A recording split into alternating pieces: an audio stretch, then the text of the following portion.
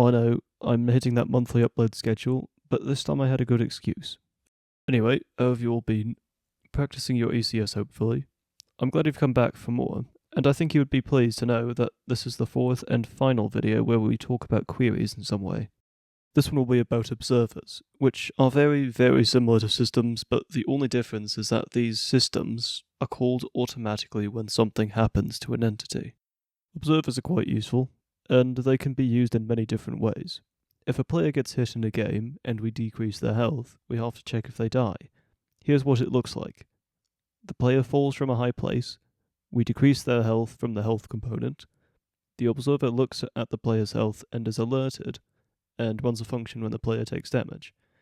We check if the player's health is 0 or below, and if it is, the player dies. You probably didn't need all of that, but that's essentially how they work. By the way, this video is a successor to both Queries 1 and 2 and my systems video, so definitely see them first. Okay, here are some of the changes that you have to make. First, in the system, we have to change it from a system to an observer. It does return an entity, but we don't have to use it, so we can just remove the Quebec system variable on the left side. We also have to add the events property, which will tell the observer what action to look out for. We're using ECS set for this one, but there's a whole list of them that you can use. Here's some of them. Using Raylib, I made a way to set a component on a random entity by using the spacebar. If a 1 is randomly drawn from this, we set the position of Quebec 1. If a 2 is drawn, we set the position of Quebec 2. But it won't trigger the observer because it doesn't have an elder component. And if we draw a 3, we set the elder component, which will trigger the observer.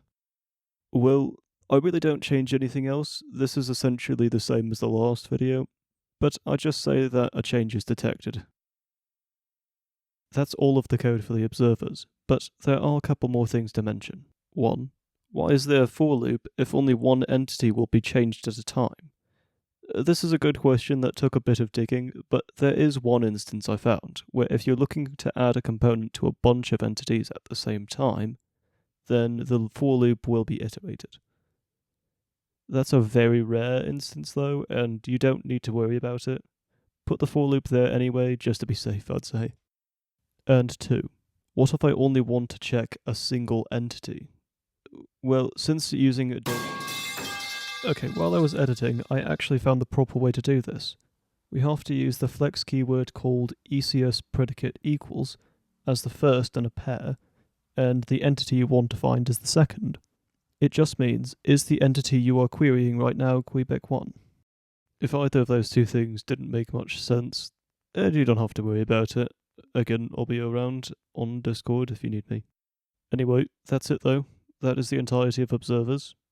Well, you have now gone through the entirety of the queries section, and there are only a couple things left to talk about, which will be much easier, I promise. Can't believe this is the first time you see me in a month and I'm already calling it here. Oh well, until next time. Good night.